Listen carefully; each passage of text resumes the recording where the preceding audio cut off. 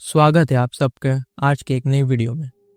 जो कहानी मैं आपको सुनाने जा रहा हूँ वो कहीं और की नहीं बल्कि मेरे शहर कोलकाता की है। कोलकाता एक शहर जो ना सिर्फ अपनी विरासत के लिए मशहूर है बल्कि इसकी हर गली हर कोना एक कहानी कहता है।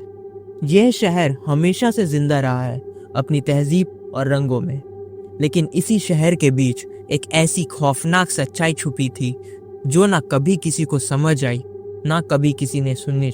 ये कहानी है एक ऐसा घर जहां मौत सिर्फ एक हादसा नहीं बल्कि एक सिलसिला बन चुका था।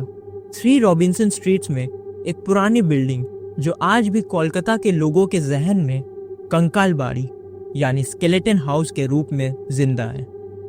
10 जून 2015 का दिन, कोलकाता की गर्मी और नमी से भरी शाम। साउथ कोलकाता की एक क्लासी रेसिडेंशियल एरिया से कॉल आती है। एक घर से कुछ अजीब सा धुआं निकल रहा है। कोलकाता और फायर ब्रिगेड की टीम फौरन स्पॉट पर पहुंचती है।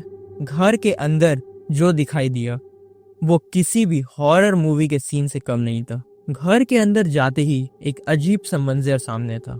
एक मिडिल एज्ड पर्सन जो आराम से बैठा हुआ था, ना कोई घबराहट ना कोई टेंशन। पुलिस उस आदमी से पूछती है, घर के अंदर से धुआं आ रहा है, क्या हो रहा है? और उस आदमी का जवाब ने पुलिस के होश उड़ा दिए। वो कहता है, बाबा तो बाथरूम में जल रहे हैं। पुलिस ने जैसे ही बाथरूम का दरवाजा खोला तो वहां बाथटब के अंदर एक बुजुर्ग की लाश मिली। सामने ही तेल की बोतल और माचिस वहीं थी और एक सुसाइड नोट मिली जिसमें लिखा था, मेरे सुसाइड के लिए कोई भी जिम्मेदार नहीं, लव यू बेटा। थे औरोबिंदो दे और इनका बेटा जो बाहर बैठा था, पार्थो दे। तो सुसाइड नोट के कारण पुलिस को यह समझ आ चुका था कि औरोबिंदो दे ने सुसाइड ही किया है। पर घर की इतनी गंदी हालात देखकर, जहां डस्ट, अंधेरा और घर की हर सामान बिखरी हुई थी, पुलिस को लगा कि पार्थो दे भी अपने पिता की तरह सुसाइड ना कर ले। तो उन्होंने उसके घर के बाहर 2 गार्ड्स लगा दिए। पर पार्थो दे की इतनी अनयूजुअल बिहेवियर को देखते ही ये शायद मेंटली अनस्टेबल हो। रात को ही पुलिस ने उसे पुलिस स्टेशन ले गई और फिर जब सीनियर पुलिस ऑफिसर ने उससे बहुत प्यार से पूछताछ की तो फिर वो रो पड़ा। पार्थो दे रोते हुए कहता है कि माँ तो पहले ही गुजर चुकी है और उसकी बहन घर में स्केलेटन फॉर्म में है। यह सुनते ही पुलिस ऑफिसर ने एक छोटी सी टीम के साथ उसके घर पहुंचती है। वहां उन्हें घर के हर एक कोने से एक औरत की आवाज़ सुनाई देती है। घर का जब वो दरवाज़ा खोला जाता है जो बंद पड़ा था, तो फिर जो सामने आया किसी ने भी इमेजिन नहीं किया था, बल्कि कुछ चाहेगा भी नहीं। पूरा कमरा बुक से भरा था, स्पिरिचुअल बुक्स। छोटी छोटी चीट्स जमीन में फैली हुई थी, जैसे इस घर में हर लोग चीट्स के जरिए बात करते हो। और कोने में एक बेड जिसमें एक कम्बल ओढ़े कोई था। उसके बगल में टेडी बियर्स और खाने की चीजें पड़ी थी। जब पुलिस ने कम्बल को हटाया तो वहां पर थी एक स्केलेटन, पार्थो दे की बहन दिव्यानी की। और उसी कमरे में एक बोरे में पुलिस को और 2 स्केलेटन मिलती है, किसी इंसान की नहीं बल्कि 2 लैब्राडोर डॉग्स की। ये पार्थो और देवयानी के पेट डॉग्स थे। पूरे कमरे का माहौल ऐसा था कि वक्त रुक सा गया हो। फॉरेंसिक रिपोर्ट में पता चला कि दिव्यानी की मौत 6 महीना पहले हो गई थी। ये सब जब मीडिया को पता चलता है तो ये घर बन जाता है न्यूज़ का एपिसेंटर। कोलकाता के बीच एक ऐसा घटना, एक ऐसा घर जहां एक भाई अपने बहन के लाश के साथ रहता था, उससे बातें करता, उसे खाना खिलाता। ये कहानी बहुत उलझ चुकी थी और जो भी इस पूरी कहानी को हमें बता सकता था वो था पार्थो दे। फिलहाल तो उसकी मेंटल कंडीशन बिल्कुल भी स्टेबल नहीं थी। तो पार्थो दे को पुलिस ने उसके मेंटल कंडीशन के वजह से पैवलो मेंटल हॉस्पिटल भेज दिया। वहाँ एक डॉक्टर की टीम तैयार की जाती है जो उसका ध्यान रख सके और उससे बाकी सच जान सके।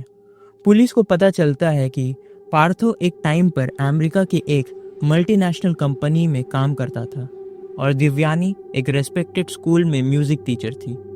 पर पार्थो के माँ की डेथ के बाद पार्थो और दिव्यानी अपने करियर छोड़ देते हैं और 3 रॉबिन्स वाले स्ट्रीट पर वापस रहने आ जाते हैं।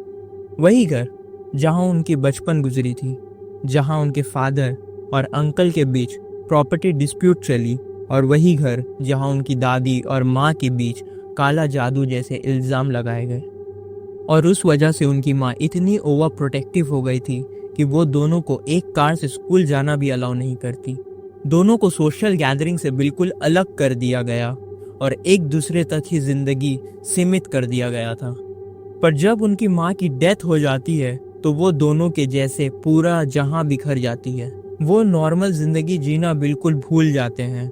उनकी जिंदगी में अब सिर्फ किताबें, रिलीजियन रिचुअल्स, फास्टिंग और ब्लैक मैजिक ही थे।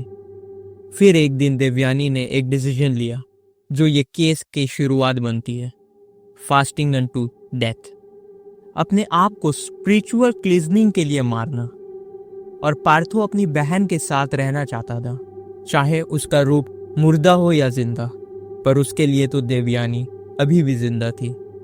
इस केस की वजह से मीडिया ने तो 3 रॉबिन्सन स्ट्रीट को अपना सेंटर बना लिया था।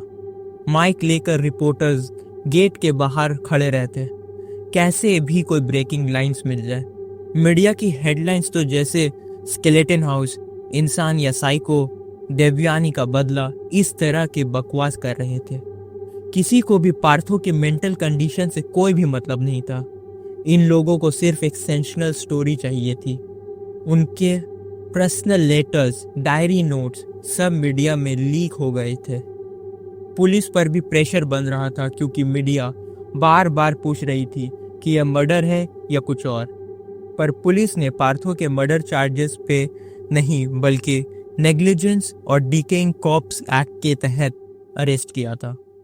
कुछ दिनों तक ये सब चलता रहा, केस वैसे ही अनसॉल्व रही, पर मीडिया का शोर कम हो गया। दूसरी तरफ पार्थो की कंडीशन कुछ बेहतर होती है और उसने धीरे धीरे सारे राज खोलने शुरू किए कि कैसे उनकी माँ के मरने के बाद वो दोनों एक दूसरे पर पूरा डिपेंडेंट हो गए थे। उन्होंने अपने में एक स्पिरिचुअल कल्ट बना लिया था जिसमें पार्थो, देवयानी और उनके 2 कुत्ते थे। पर जब अचानक से उनके 2 कुत्तों के एक के बाद एक मौत हो जाती है तो उन दोनों ने फिर से अकेलापन महसूस करना शुरू कर दिया। और तभी देवयानी को वो आइडिया आता है कि वो फास्टिंग, उपवास रखेगी मौत तक। उसका और उसके भाई पार्थो का ये मानना था कि इससे उसके फैमिली में जो भी परेशानी या बुरी नज़र आई है वो दूर हो जाएगी। देवयानी के मौत के बाद भी पार्थो उससे अलग नहीं हो पाया। उसके लिए उसकी बहन अभी भी जिंदा थी। वो कहता था, रात में वो आती है, बातें करती है। पुलिस को लगा कि शायद इस आदमी में अभी भी रिकवरी के कुछ स्कोप हो। उसका ट्रीटमेंट शुरू किया गया और एक चमत्कार हो गया। पार्थो धीरे धीरे बेटर होने लगा था। उसने एनजीओज के साथ काम करना शुरू किया, दोस्त बनाए, सोशल जिंदगी फिर से जीना शुरू किया। अब पार्थो दूसरे घर में रह रहा था और फिर एक दिन पुलिस को कॉल आई कि एक घर से धुआं निकल रहा है।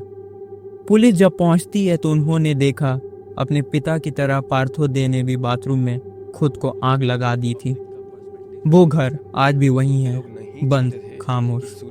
ये थी एक अनसुनी दास्तान। अगर आपने भी एक पल के लिए सोचा कि किस तरह एक जिंदगी अंधेरों में खो सकती है तो कमेंट्स में ज़रूर बताएं। अनसुनी पर हम ऐसी ही अनसुनी कहानियों को आप तक लाते रहेंगे। तो चैनल को सब्सक्राइब करें और वीडियो को लाइक करें और बेल आइकन क्लिक करके तैयार हो जाए एक और अनसुनी के लिए।